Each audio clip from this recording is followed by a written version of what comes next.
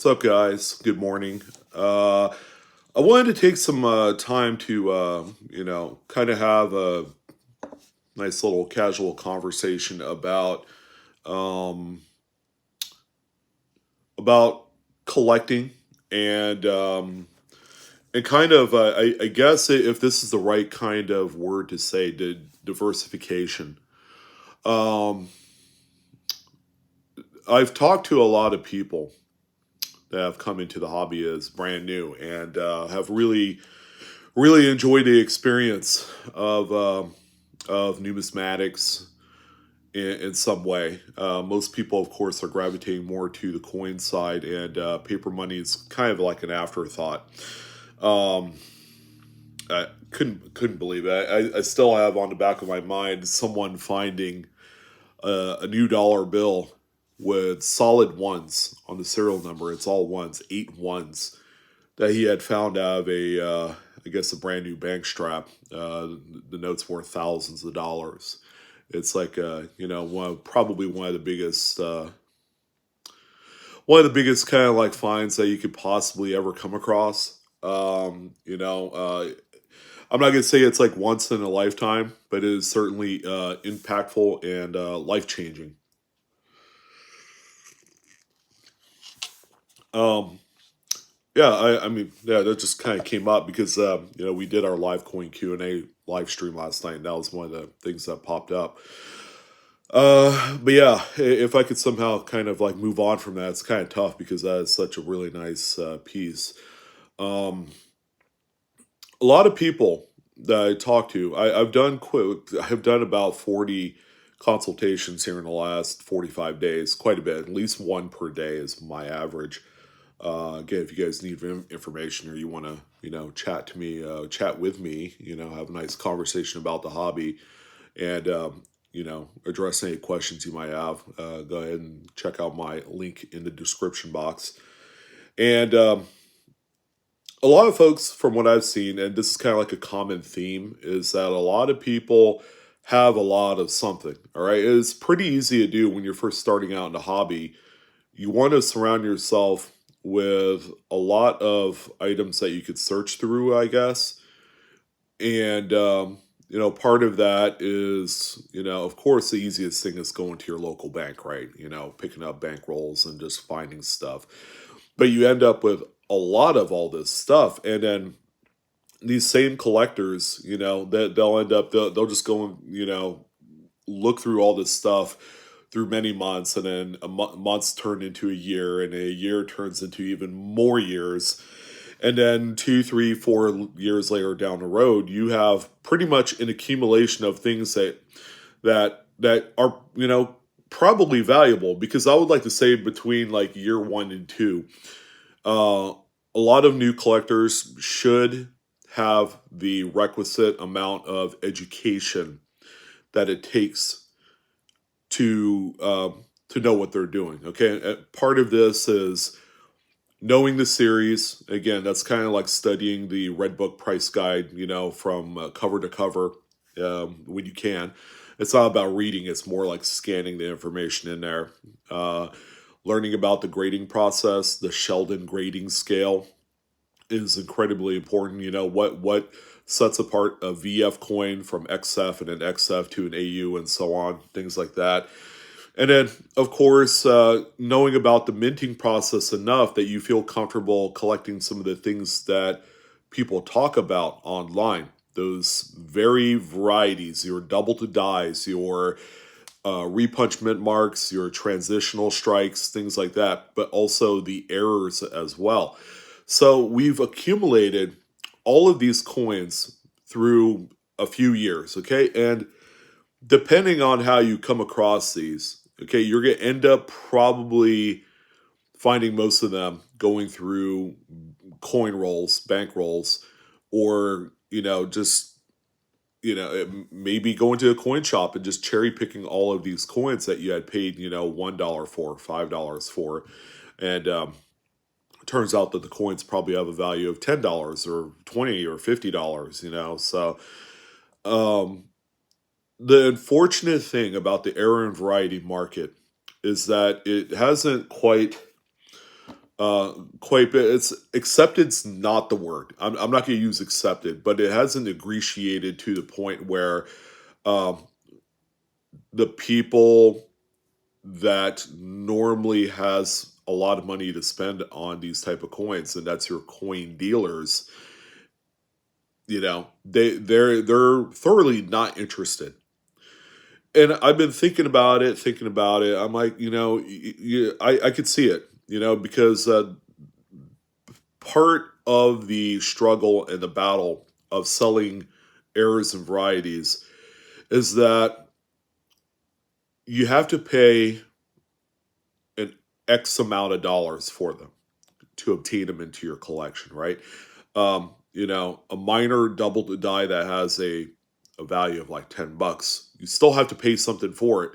And that's kind of like the dealers, they have their blinders on when it comes to coins like these. They just don't want to approach them because it's too much work from a business standpoint to throw them up on eBay, put them up on their website if they have a website. They don't want to muddy the waters with things like this when they could just as easily sell coins like this, for $70, and they end up buying these, gray sheet bid, maybe a certain percentage back from that, 5-10%, and end up owning these things for like 45-50 bucks, and then turn around selling it for $70-80. But they prefer to do things like this because they have a much shorter lifespan in inventory. They're quicker, easier to move. Same with precious metals. You talk to any dealer about precious metals, okay? There's quite a few guys online that even today are talking about precious metals because it's the hottest trending thing rolling right now, even over collectible coins. I wish I talked more about silver, but there are, I think, much more worthy candidates. Your silver seekers of the world, your the silver stacker, and a bunch of other guys that do a much better job at talking about this subject than I do. But you talk to a lot of dealers, okay? If you have a dealer that's willing to kind of share profit margins with you, they're going to tell you that they make the least amount of money on silver and gold than they do the collectible coin stuff. Okay, and the big reason why is that there is such a small kind of, I guess, range that we're dealing with here when it comes to purchasing the silver from a client and then reselling it.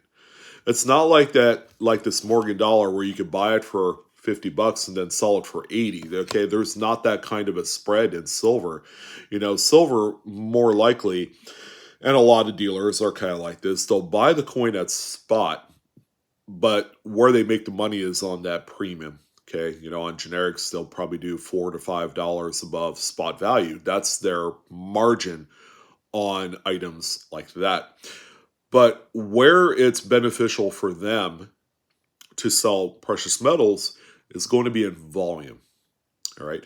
But they always have the easiest time at selling these items because they're a quick turnaround. All right. They sell it. They could go back out there again. They could do dealer trades. They could buy from other dealers, things like that, and replenish their inventory really easily. Whereas dealing with errors and varieties, it's a lot of hard work.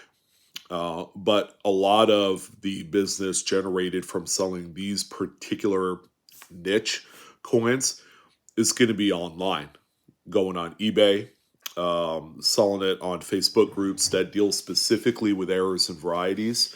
There are buy-sell trade groups. There you could do that, but you still have to take photographs of the coins. You got to do the close-ups. Okay, there's probably the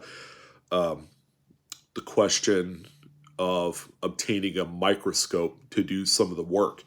And it might come down to that, So there's a lot of work involved. But when people leverage heavily on collecting a large group of errors and varieties and other miscellaneous stuff that they've accumulated by going through change and all that, there's really not any particular anchor, I guess, that'll, sorry about that, had a notification come up, but there's no anchor to the collection that will entice a coin dealer to actually consider buying it, right?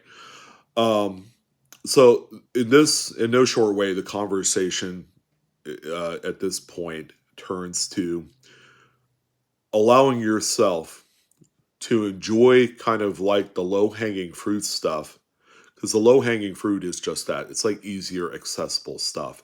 When you get coins at the bank at face value, it makes it really easy to search. And there's virtually no cost. It's low overhead for you. You don't, I'm hoping you don't have to spend that much money to put gas in the tank to get to the bank to pick up a box of coin. Um, but I am considering, and I'm imploring to a lot of people that are out there in the hobby to consider buying anchors to supplement your large collection of errors and varieties. Okay, and whatever that may look like, might be graded Morgan dollars. It might end up being, hey, let's go ahead and do some PMs. Let's assemble a bunch of generics. Let's stack some silver eagles. Let's go ahead and do some of the um, uh, Scottsdale stacker rounds. They have a design on them. You could stack them, and they look pretty neat. Buying bars, ingots, so just some really cool stuff that dealers will have a need for it. And then when it comes time to finally completely cash out of your hobby, out of the collection, they can justify buying some of your errors and varieties if it's attached to an anchor in your collection. So the anchor is going to be your precious metal stack. If you have like 100 ounces of something, you could just as easily kind of pitch it in a way so that way, Mr. Dealer Man, I will only sell all this bullion if and only if you could take some of these errors and varieties off my hand. Here's what I have. Now, probably you want to make sure that you have stuff that's desirable, So the very minor stuff I wouldn't even promote and pitch to a coin dealer, but some of those things like say your 98 and 2000 wide AM Lincoln cents, they're in decent shape, that you probably have a price tag of like $2 to $3 on each of those. You could add those into the mix, and they know they're worth something, right? They're in the red book, and they are recognized as a variety. They could take those type of things off your hands, and they'll help kind of add a little bit of extra value to your cash out on your collection. So when you're out there, ladies and gentlemen, and you're probably either you're going to be in collecting for the first time or you're relatively new at it, you've only been doing it for a few months. I want you to take this advice to heart, in that I don't want you to stop to collect your way, but also consider, hey, what's going to make it easier for me to sell all of this when the shit hits the fan, or it's like I don't have any more time to put into this hobby because of XYZ situations. It's going to be easier for you to do when you have all of these other coins that people really do want. It's something that's universally accepted through the dealer network. And I know it's tough to say, well, I'm really not interested in catering to the dealers. But if you have any desire whatsoever to collect all the minor stuff and kind of like, treat it as a buffet where like, I'm going to collect all this stuff and people will buy it. You can't shovel it down people's throats if that's all you have to offer, because not everybody has a genuine interest in those type of coins, especially dealers. Okay, you cannot expect to go to a coin dealer and say, hey, Blue Ridge Silverhound or Couch Collectibles or this guy or that guy told me to look out for this die clash error on a brand new 2023 quarter. I found 6 of them. They're currently selling for $15 a piece. I want you to buy these off of me for $10 a piece. It doesn't work out that way. You don't dictate those kind of terms on something as minor as that is intended to be sold online. Okay, and that's the thing about errors and varieties. It's so incredibly niche, ladies and gentlemen, that it has only one marketplace that is widely accepted to sell those type of coins, and that is on eBay.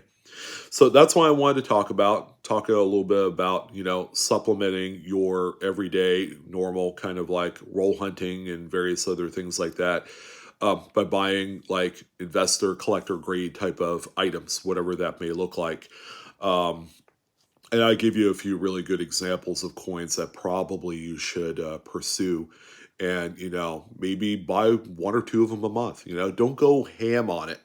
All right. I'm not telling you to say, go out of your way and spend, $2,000 to buy precious metals when we know damn well that right now in April 2023, it's like one of the most sought after commodities going right now. And people are paying ridiculous amounts of premium just to own generics. So that's what I want to talk about. Thank you guys again for tuning in and for being great, loyal supporters of my work and content. I'm your host, Sean, and this is The Ridge. So you guys have a wonderful day. I will see you guys and talk to you guys soon. And that's my dog barking, which means I am out of here. All right. See you guys.